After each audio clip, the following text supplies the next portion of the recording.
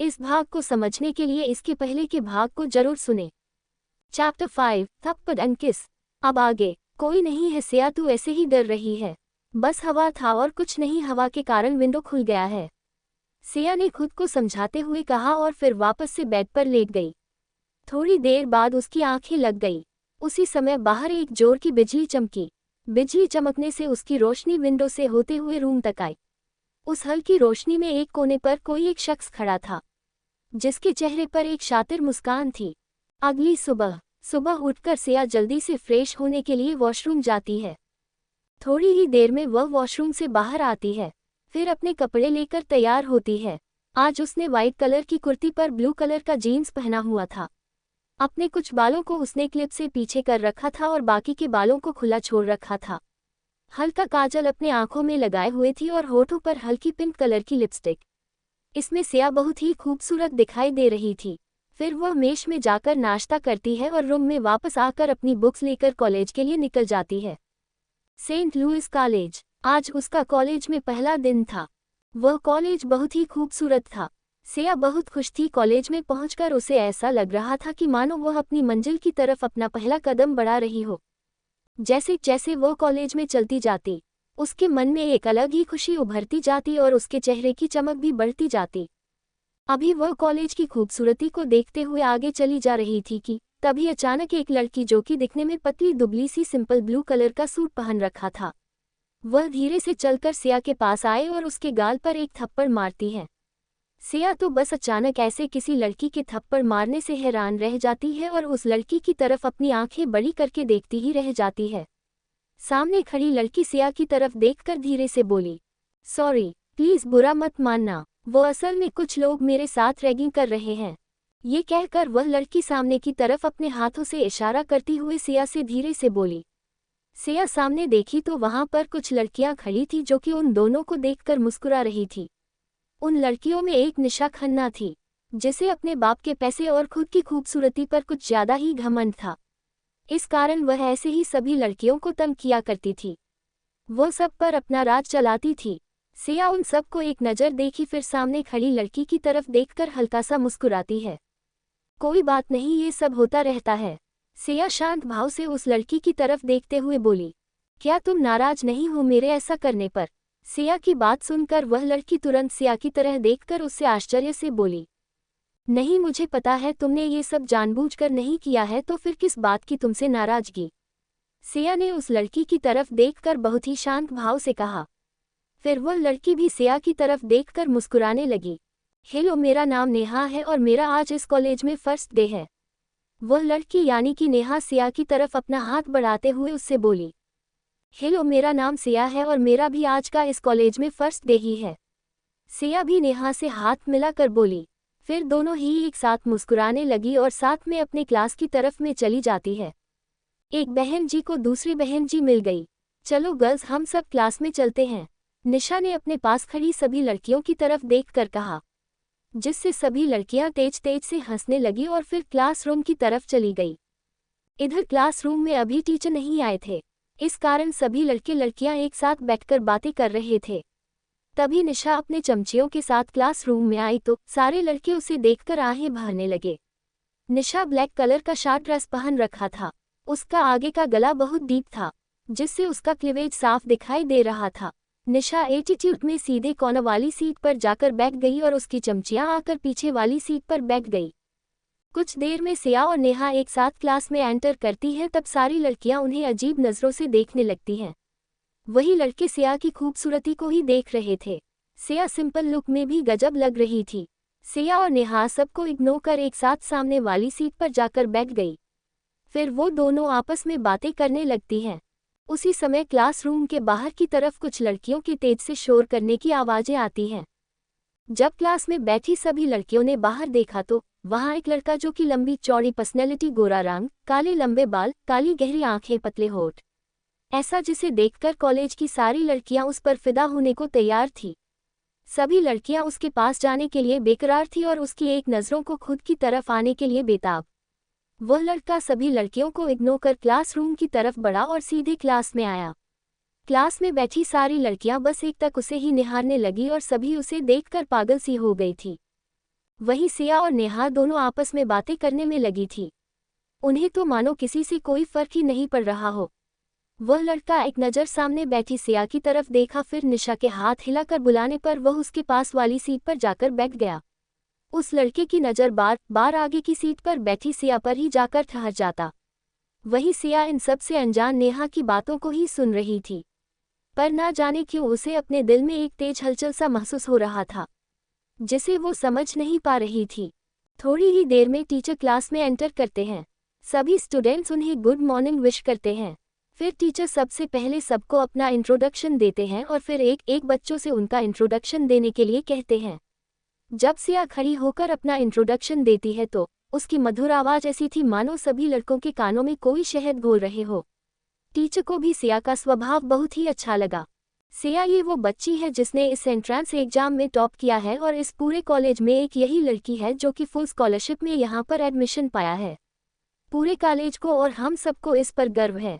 वो teacher class में सिया को मिलाते हुए सबकी तरफ देखकर बोले। क्लास में मौजूद सभी बच्चे तालियां बजाकर सिया को कंग्रेचुलेट करते हैं। वही वह लड़का तो बस अपनी काली गहरी आंखों से एकटक सिया की खूबसूरती को निहारे जा रहा था। कुछ देर में क्लास ओवर होता है, फिर दूसरे टीचर आते हैं और वह भी अपना लेक्चर देकर चले जाते हैं। कुछ देर बाद लंच टाइम में सभी कैंटीन की तरफ जाने लगते हैं। जैसे ही सिया नेहा के साथ कैंटीन में जाने वाली थी कि तभी सामने से आ रहे एक लड़के से टकरा जाती है, जिससे सिया खुद को संभाल नहीं पाती और लड़खड़ा कर गिरने लगती है। लेकिन इससे पहले कि सिया गिरती, वह लड़का तुरंत सिया को अपने दो मजबूत हाथों से उसके कमर को पकड़कर उसे थाम लेता है और सिया खुद को बचाने के लिए उस लड़के की शर्ट को पकड़ लेती है, जिस कारण वो लड़का सिया की तरफ झुक जाता है, जिससे एक पल के लिए दोनों के होठ टच हो जाते हैं। सिया जो कि गिरने के डर से अपनी आंखें बंद की हुई थी, जैसे ही उसे अपने होठों पर किसी के गर्म होठों का आभास होता है तो उसे एक तेज करंट सा लगता है और वह तुरंत अपना चेहरा दूर कर एक झटके में अपनी आंखें खोलकर देखती है। आंखें खोलते ही अपने सामने खड़े लड़के को देख सिया की आंखें खुली की खुली रह जाती है। ये वही लड़का था जिस पर कॉलेज की सारी लड़कियां फिदा थी और वह लड़का सिर्फ सिया को ही निहारे जा रहा था। हे अयान, कम हियर बेबी, वहाँ क्या कर रहे हो? पीछे से एक लड़की की बहुत ही सेक्सी सी आवाज़ आती है।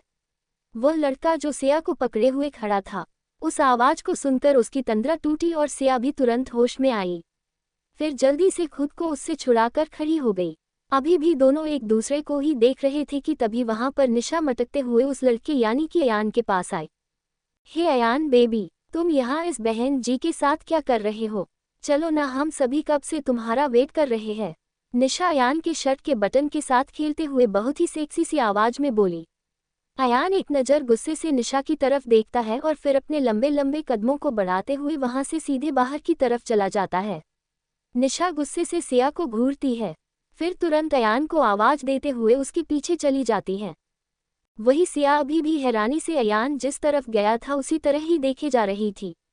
उसकी आंखों के सामने एक पल के लिए वही सपना दिखाई देने लगा और उस सपने में सिया ने जिस लड़के को देखा था वह बिल्कुल अयान की तरह ही दिखाई दे रहा था।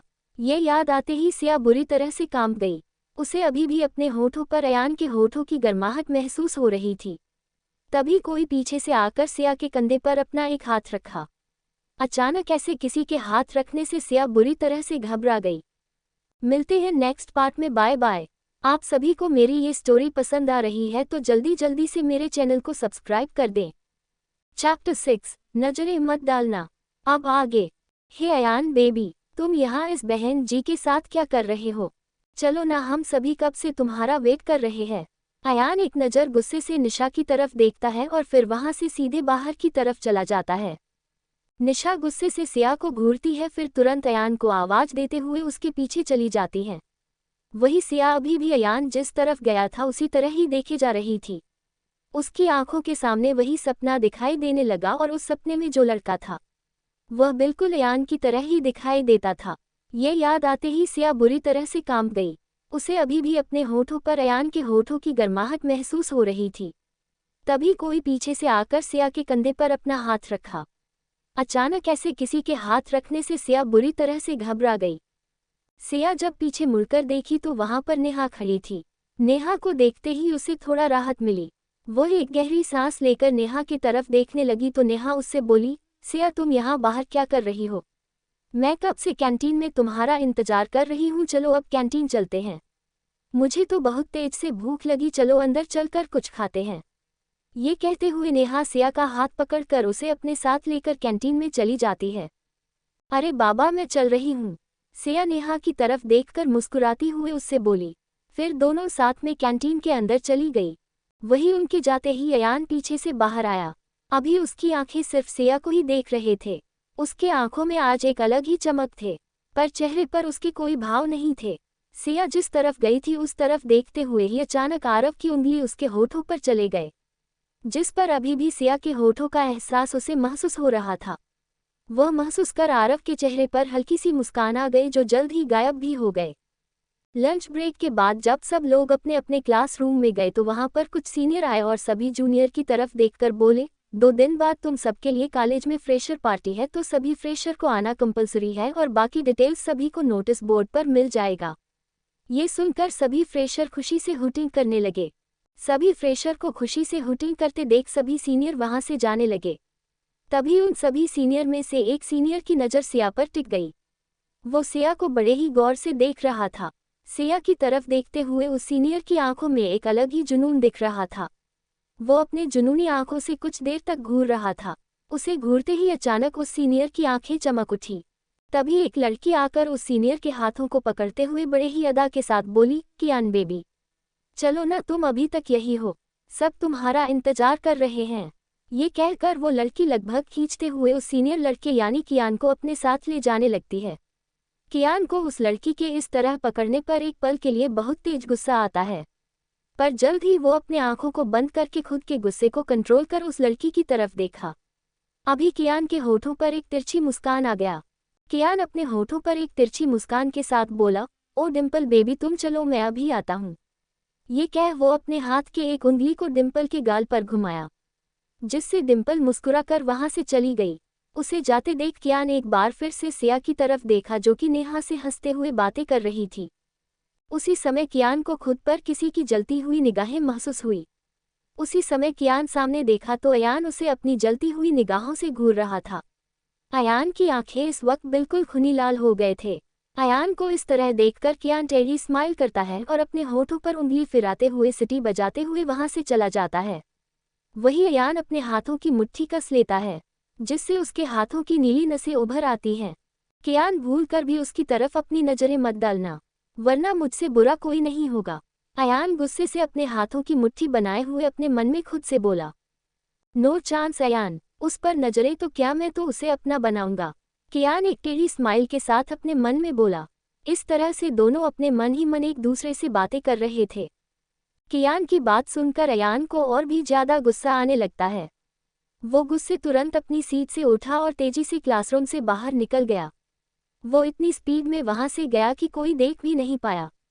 वो किसी हवा के झोंके की तरह भागा था। अयान तेजी से कॉरिडोर के पास गया और वहां खड़े लड़के को एक झटके में अपने हाथ से पकड़ा और तुरंत उसे लेकर वहां से हवा की तरह गायब हो गया। आप सभी को मेरी ये स्टोरी पसंद आ रही है तो जल्दी जल्दी से मेरे इस चैनल को सब्सक्राइब करें। मिलते हैं नेक्स्ट पार्ट में, बाय बाय।